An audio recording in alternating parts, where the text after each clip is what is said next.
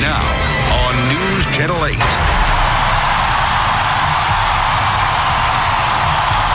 This morning, the world's 1 billion Catholics wake up with the new Pope. We'll have local reaction to this historic event.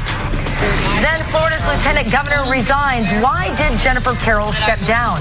And what does the governor have to say? It's Thursday, March 14th.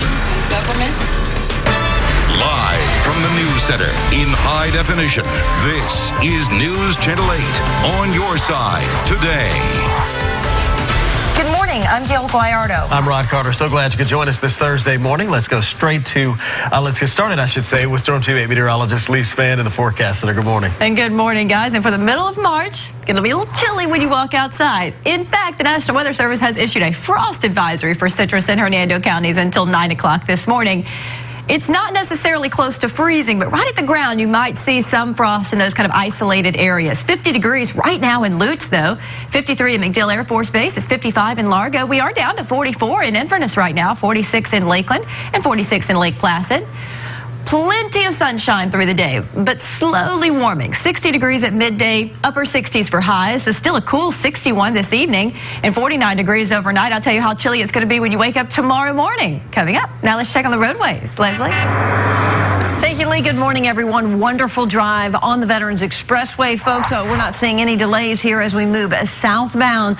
Good drive also today. Quick reminder, over at Steinbrenner Field, the Yankees are going to be playing, so expect some traffic around game time there for spring training. Meanwhile, good drive remains on 275. You're looking at a 6-minute commute between Fletcher and I-4. And pulling out the camera right now, let's take a quick look here again at the Howard Franklin Bridge. And this is on the Tampa side. We're getting a little bit busier as we move into Hillsborough County. We're seeing more cars on the roadway, but we're still at speeds of about 65 miles per hour. No delays either direction. Take you about 7 minutes to cross the water. That's a look at the roadways. Now let's check in with Gail.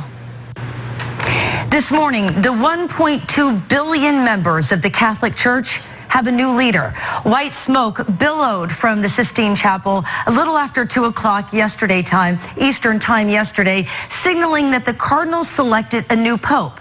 Then, a short time later, the world met the new pontiff.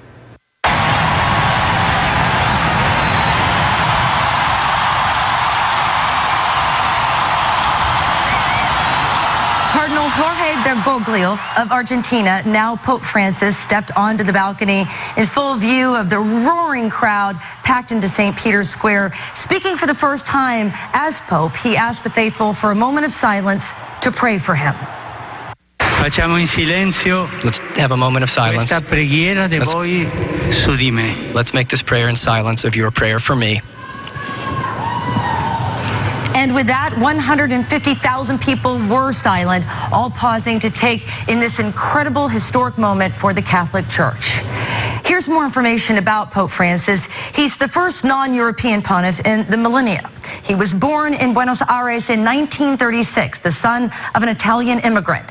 Pope John Paul II elevated him to cardinal in 2001. He is the first pope to be a Jesuit. The Catholic order was founded in the 16th century and is known for its work for the poor. Here in the Bay Area, Catholics are certainly excited about the new Pope. At St. Timothy's Catholic Church in Lutz, hundreds of the faithful gathered to celebrate the announcement of Pope Francis I. Parishioners we talked to were absolutely elated. Very excited. Hopefully that it'll bring the church even closer together, and that we'll be able to share more in love and peace throughout the world. I think that's one of the biggest blessings, is that we have a new pope in time for Easter. At the St. Petersburg Catholic Diocese office, a big screen TV was tuned in to the show to show the introduction of Argentina's Jorge Bergoglio as the new pope. Bishop Robert Lynch spoke of the man who lives a very humble life, rides a bus to work, even cooks his own meals. He says having a pope from South America will be a benefit. No longer Italy, no longer Europe. Now the world is the focus of the church and its potential leadership.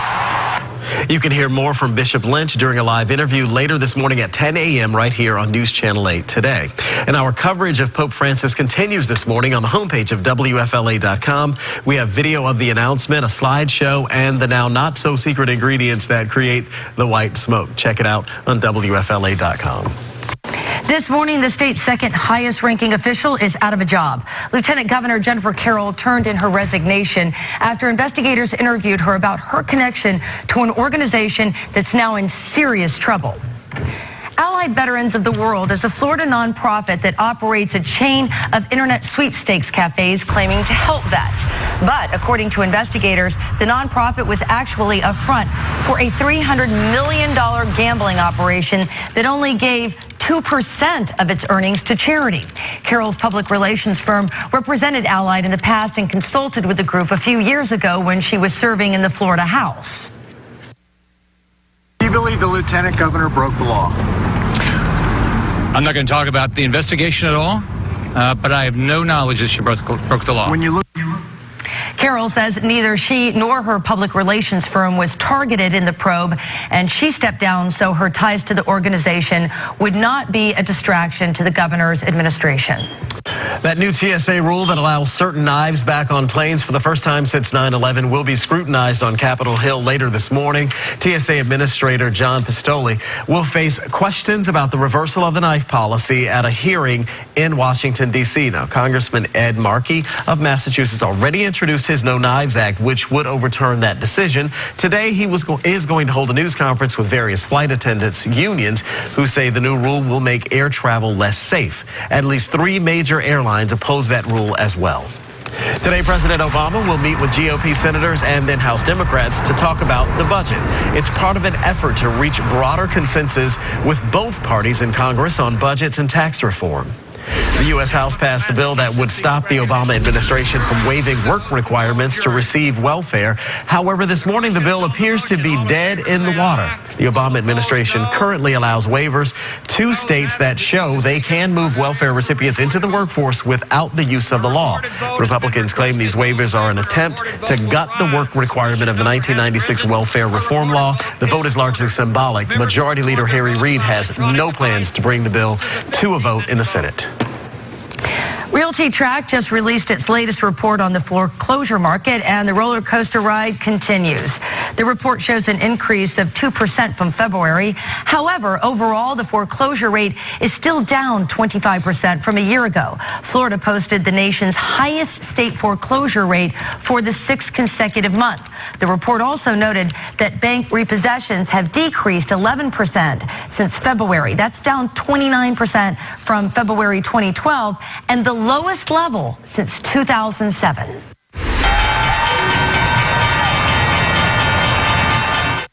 The Dow Jones hit another all-time high, closing at 14,455.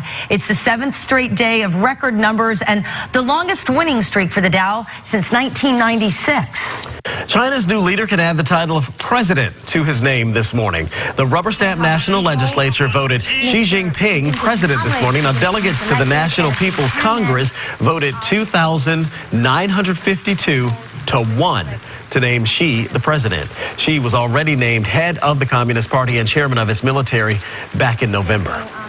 The Prince of Wales and Duchess of Cornwall have a new perspective on the conflict in Syria this morning. Prince Charles and Camilla have just returned from visiting Syrian refugees in Jordan. More than 330,000 Syrians have sought refuge in Jordan since the conflict in Syria began some 2 years ago. Camilla says she found the situation heartbreaking. More than a dozen people are injured this morning following a protest in downtown Buenos Aires. The violence erupted when police were trying to evict a group of students and artists who had been at a cultural center for the past 70 days. The group was protesting the government's decision to move some cultural activities to a different neighborhood. Memorabilia of Venezuelan late leader Hugo Chavez is in hot demand in Caracas. Hats and T-shirts with Chavez's picture are flying off street stands. There was a lot of memorabilia when Chavez was alive, but since he died, sales have taken off. One vendor says he is selling 5 times as much merchandise now than when Chavez was alive. Rio de Janeiro is preparing to host the 2016 Summer Olympic Games. Renovations have begun at existing venues, including the arena where gymnastics, swimming, and water polo will take place. Workers have already built luxury condos, which will make up part of the athletes' village. As we mentioned, the new pope is a Jesuit. the first from that Catholic order. Coming up at 6:15, a priest from Tampa's Jesuit High School joins us here in studio to talk more about that. Also coming up, an astronaut on board the International Space Station becomes an internet sensation. And still ahead. Not too bad. It's been a tough year for you. Yes, it has. At 6:23, Omarosa returns to Celebrity Apprentice All-Stars after losing the love of her life. When you step outside this morning, a little bit on the cool side. In fact, we checked in with Wendy in Brooksville. She says it's 48 degrees at her house this morning. In fact, it's going to be cool all day with a high of only 67.